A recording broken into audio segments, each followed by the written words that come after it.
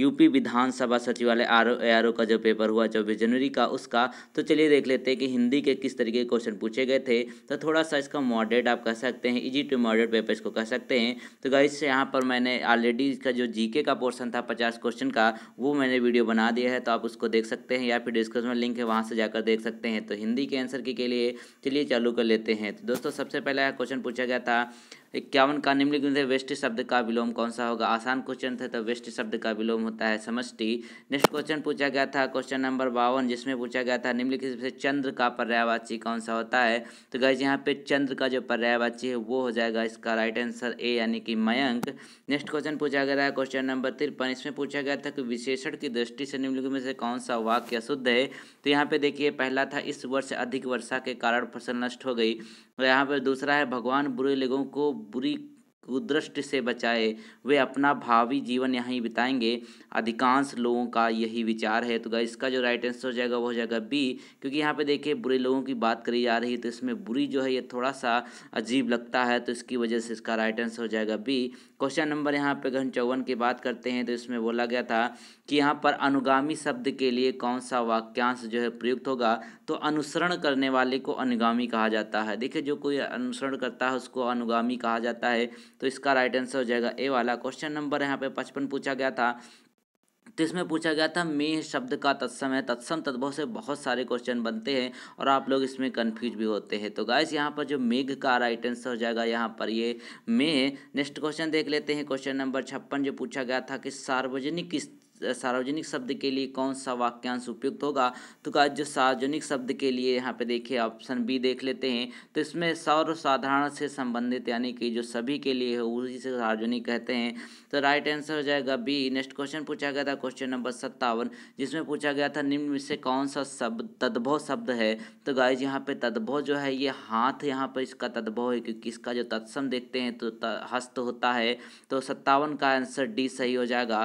Question number 58 की अगर बात कर लेते हैं, तो इसमें बोला गया है किस विकल्प से सही विलोम का प्रयुक्त हुआ है। तो इसमें 4 विकल्प हैं, इसमें बोला सही विलोम का यहाँ पर उपयुक्त हुआ है। तो गाइस जगह यहाँ पे देखिए सापेक्ष और निरपेक्ष में सापेक्ष का विलोम होता है निरपेक्ष, तो इसका राइट आंसर हो जाएगा option number C. Question number 59 की अगर गाइस बात कर लेते हैं, तो इसमें होगा अज्ञ। अज्ञ का अर्थ क्या होता है। तो गाइस यहाँ पर देखिए अज्ञ का अर्थ होता है जो कुछ न जानता हो, तो इसका राइट आंसर हो जाएगा अज्ञ में से जो कुछ न जानता हो। क्वेश्चन नंबर 60 देख लेते हैं, इसमें कहा गया था कौन सा तत्सम तद्भव जो है वो युग्म सही नहीं है। तो यहाँ पे तत्सम तद्भव युग्म सही नहीं है, ये कौन सा है। तो इसका जो राइट आंसर हो जाएगा गाइस वो यहाँ पर हो जाएगा जीर्ण का, जीर्ण इसका राइट आंसर हो जाएगा। क्वेश्चन नंबर यहाँ पे 61 देख लेते हैं, तो इसमें पूछा गया था कि जो व्यक्ति विदेश में रहता है वो क्या कहलाता है। आसान क्वेश्चन है, इसको अप्रवासी कहते हैं। अप्रवासी मतलब है जो बाहर का रहने वाला होता है, उसको अप्रवासी कहते हैं।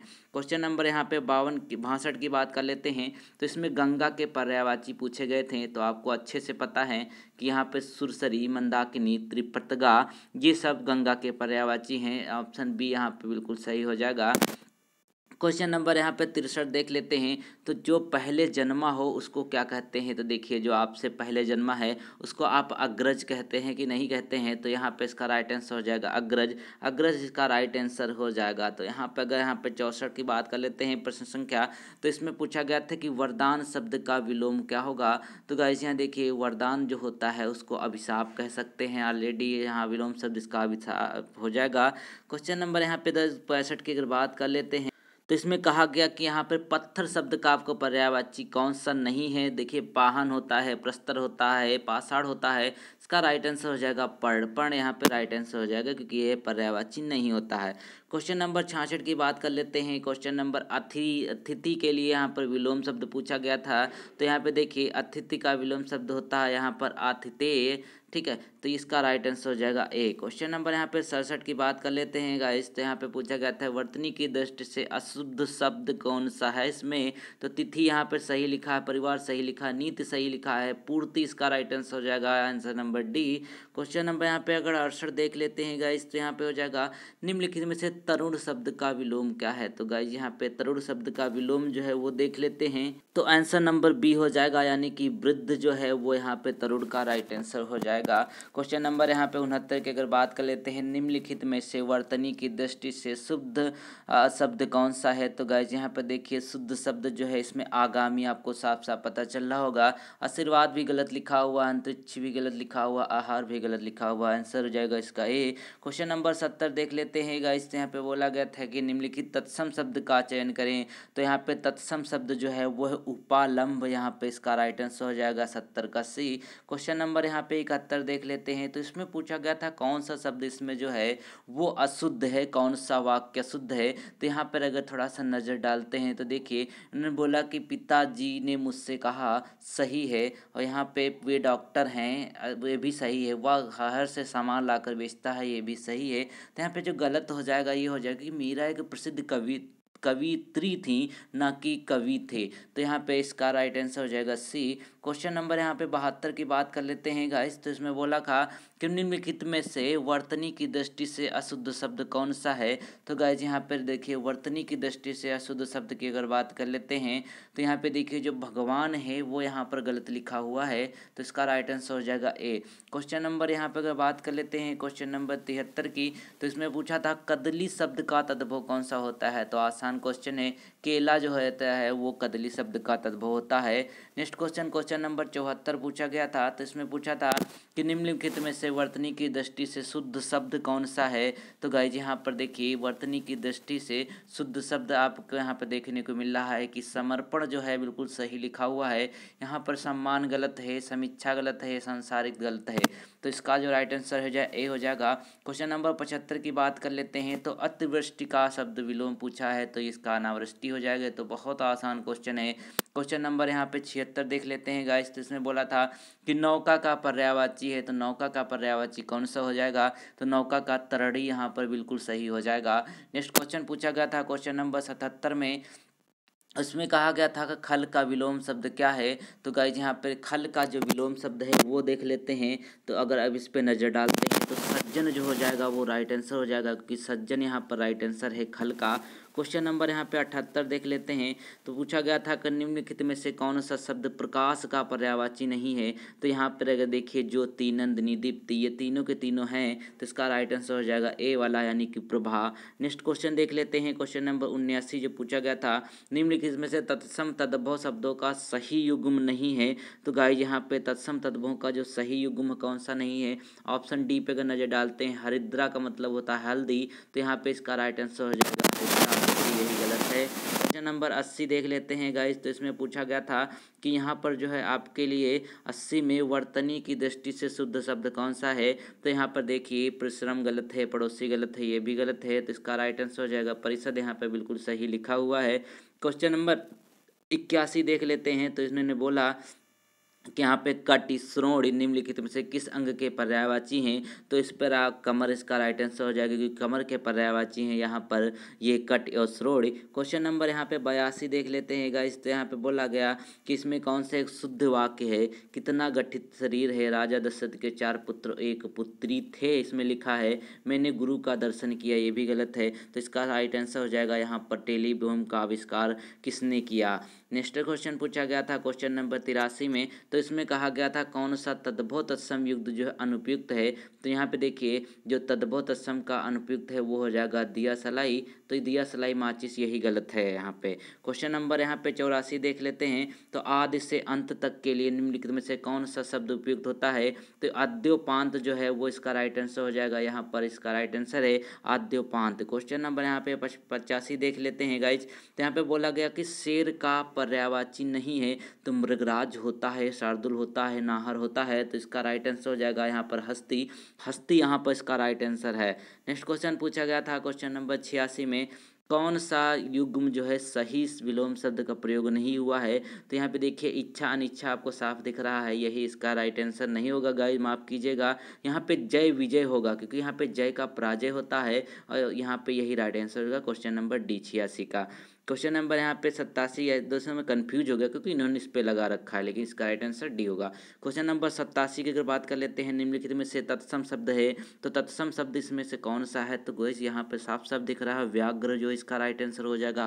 क्वेश्चन नंबर यहाँ पे 88 की बात कर लेते हैं, कौन सा विलोम युग्म सही नहीं है। तो इसमें देखिए जो यहाँ पर तामसिक सात्विक जन्म यहाँ पे तरल ठोस सही है। यहाँ पे दिवा दिन जो है वो इसका राइट आंसर हो जाएगा।